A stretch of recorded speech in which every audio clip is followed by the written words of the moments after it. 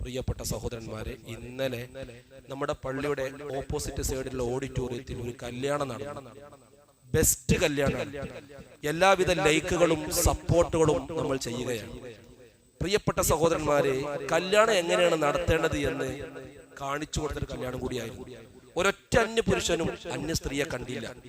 ഒരു അന്യ സ്ത്രീ അന്യ പുരുഷനെയും തിരിച്ച് അങ്ങോട്ടും ഇങ്ങോട്ടും കണ്ടില്ല. അതായത് എന്തേ ചെലവുള്ളൂ, ഒരു കർട്ടൻ നേരെ കണ്ട് വലിച്ചിട്ട് സ്ത്രീകളുടെ ഭാഗത്ത് സ്ത്രീകൾ മാത്രം എന്ന് പ്രവേശന കവാടം ഒരു ബോർഡ് വെച്ചു. നേരെ ഇപ്പുറത്ത് പുരുഷന്മാർ മാത്രം എന്നൊരു ബോർഡും വെച്ചു. രണ്ട് ഭാഗത്ത് രണ്ട് സെക്യൂരിറ്റിയെ നിർത്തി. ഇത്ര ചെലവുള്ളൂ. എന്തായി?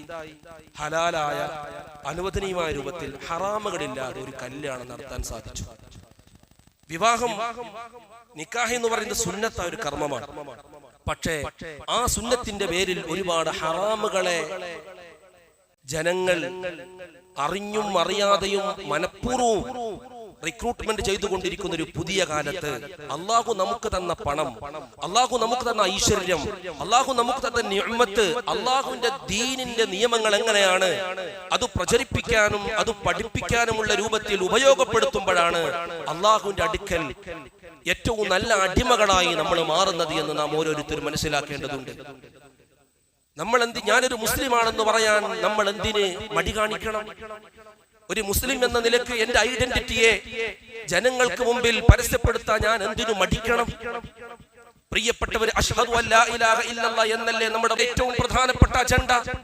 അഷ്ഹദു, ഞാൻ സാക്ഷ്യം വഹിക്കുന്നു. നിങ്ങൾക്ക് നിങ്ങളെ പണി നോക്കാം ചങ്ങായിമാരെ, നിങ്ങൾക്ക് നിങ്ങളുടെ പണി പോയി നോക്കാം. ഞാൻ സാക്ഷ്യം വഹിക്കുന്നു അൻ, തീർച്ചയായും കാര്യം ലാ ഇലാഹ ഇല്ലല്ലാഹ്, ആരാധനക്കർഹൻ അല്ലാഹു അല്ലാതെ ഒരു ഇലാഹു ഇല്ല. എന്റെ നിലപാട് ഞാൻ പറയും, എന്റെ ഐഡന്റിറ്റി ഞാൻ കീപ്പ് ചെയ്യും. ഞാനൊരു മുസ്ലിമാണെന്ന് ആരുടെ മുമ്പിലും ഞാൻ വിളിച്ചു പറയും.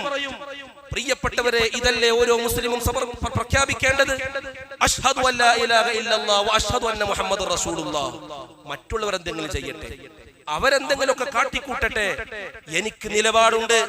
ഞാനൊരു മുസ്ലിമാണ്.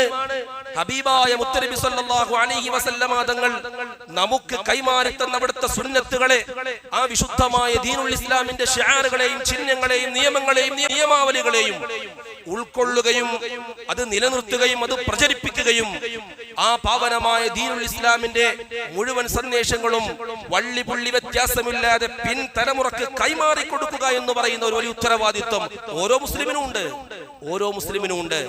അതുകൊണ്ട് പ്രിയപ്പെട്ട സഹോദരന്മാരെ, വേണമെന്ന് കരുതിയാൽ നടത്തും.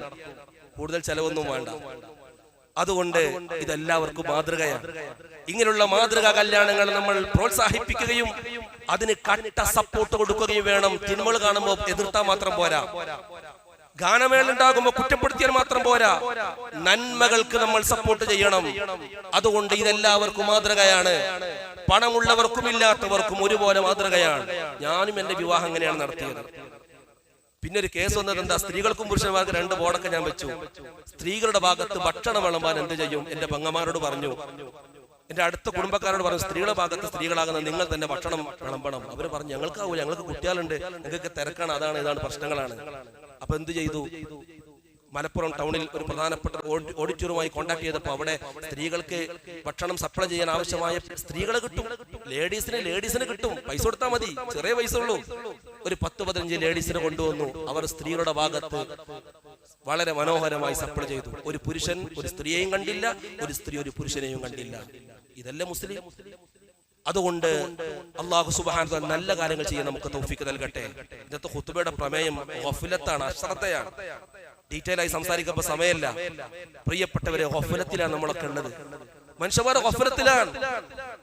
ഇഖ്തറബ, അതേ അടുത്തിരിക്കുന്നു. ജനങ്ങളെ ഹിസാബ് ചെയ്യാൻ വിചാരണക്ക് അടുത്തിട്ടുണ്ട്. പക്ഷേ വഹും ഫീ ഗഫലത്തിൻ മുഅ്രിദൂൻ, ആളുകൾ ഇപ്പോഴും അശ്രദ്ധയിലാണ്, അവർ തിരിഞ്ഞു കളയുകയാണ്. നാളെ ഖിയാമത്ത് നാളിൽ പടച്ചറബ് ചോദിക്കും, നീ അശ്രദ്ധയിലായിരുന്നല്ലേ എന്ന് ചോദിച്ച്,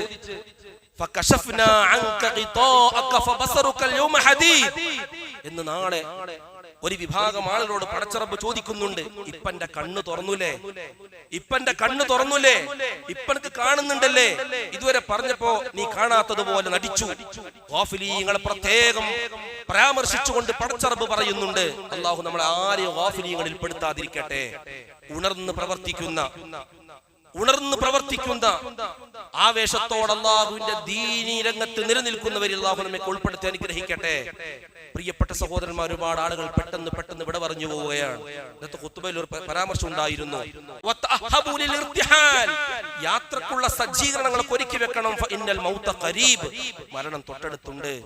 പ്രിയപ്പെട്ടവരെ, ഇവിടെയാണ് മുസ്തഫാക്ക എന്ന് പറയുന്ന സഹോദരൻ നമ്മുടെ കൊണ്ടോട്ടി ഫതഹിന്റെ പ്രവർത്തനങ്ങളിൽ അഹ്ലുസുന്നത്തുൽ ജമാഅത്തിന്റെ പ്രവർത്തന മേഖലയിൽ സജീവ സാന്നിധ്യം ഉണ്ടായിരുന്ന, സാമൂഹിക സേവന മണ്ഡലങ്ങളിൽ നിറസാന്നിധ്യമായിരുന്ന മുസ്തഫാക്ക എന്ന് പറയുന്ന സുഹൃത്ത് ഇന്നലെ കല്യാണത്തിന് ഇവിടെ പങ്കെടുത്തിരുന്നു, ഇവിടെ വന്നിരുന്നു. ഇന്നലെ സ്വാതന്ത്ര്യ ദിനമായിരുന്നു, പതാക ഉയർത്തിയിരുന്നു. അതുപോലെ ഒരു ഡയാലിസിസ് സെന്ററിന്റെ ഉദ്ഘാടനത്തിൽ പ്രവർത്തിച്ചിരുന്നു. പക്ഷേ പെട്ടെന്നാണ് അറ്റാക്ക് വരുന്നു, വിട പറയുന്നു. ഒരു കുഴപ്പമില്ലാത്ത ഒരു വ്യക്തി, ഒരു അസുഖമില്ലായിരുന്ന ഒരു വ്യക്തി മരണപ്പെട്ടു എന്ന വാർത്ത അറിഞ്ഞപ്പോൾ എല്ലാവരും ഞെട്ടി, കൊണ്ടോട്ടിക്കാര് മുഴുവനും ഞെട്ടി. അതാണ് മരണം തൊട്ടടുത്തുണ്ട്. അതിന് സ്ട്രോക്ക് സംഭവിക്കണമെന്നില്ല, അല്ലെങ്കിൽ വേറെ എന്തെങ്കിലും ഷുഗർ വേണമെന്നില്ല, പ്രഷർ വേണമെന്നില്ല, കൊളസ്ട്രോൾ വേണമെന്നില്ല. അല്ലാഹു തആല കണക്കാക്കിയ ഡേറ്റ് എത്തിയാൽ അവിടെ മരിക്കും. ഒരു സെക്കൻഡ് അങ്ങോട്ടോ ഒരു സെക്കൻഡ് ഇങ്ങോട്ടോ ഇല്ല. കറക്റ്റ് സമയത്ത് അവന്റെ റൂഹിനെ പിടിക്കുമെന്നല്ലേ പരിശുദ്ധമായ ഖുർആനിൽ അല്ലാഹു നമ്മെ പഠിപ്പിച്ചിട്ടുള്ളത്. അല്ലാഹു തആല സഹോദരന് മഗ്ഫിറത്ത് കൊടുക്കട്ടെ, ദർജ വർദ്ധിപ്പിച്ചു കൊടുക്കട്ടെ. അതുപോലെ നമ്മുടെ നാട്ടിൽ നിന്ന് കഴിഞ്ഞ 2-3 ദിവസങ്ങൾക്ക് മുമ്പ് കാരി വീരാൻ കുട്ടിക്ക് വിട പറഞ്ഞു പോയി. അല്ലാഹു തആല ദർജ വർദ്ധിപ്പിച്ചു കൊടുക്കട്ടെ. അല്ലാഹു നമ്മുടെ ദുആ ഖബൂലാക്കട്ടെ.